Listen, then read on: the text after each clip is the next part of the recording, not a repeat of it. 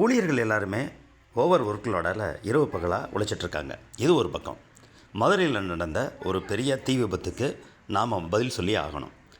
அந்த அலுவலகத்தில் இருந்த பெண் ஊழியர் இரவு 9 மணிக்கு மேலே என்ன செய்கிறாங்க, தீப்பிடிச்சு இறந்து போகிறாங்க. பரிதாபத்துக்குரிய உயிரிழப்பு. அதை பற்றி அரசும் பேசலை, மற்றவங்களும் பேசலை, அப்படியே சைலண்ட்டாக இருக்கிறாங்க. கட்சிகளும் பேசலை. ஆனால் பார்த்திங்கன்னா, ஒரு ஆட்டோ டிரைவர் திருப்பரங்குன்றத்தில் தீபம் ஏற்றலைன்னு தன்னுடைய உன்னதமான உயிரை மாய்த்து கொண்டார். இது பல செய்தி இன்றைக்கி பார்த்திங்கன்னா பரபரப்பாக பேசுகிறாங்க. அந்த கட்சிக்காரங்க இந்த கட்சிக்காரங்கன்னு கொண்டு போய் நன்கொடையாக செலுத்துகிறாங்க.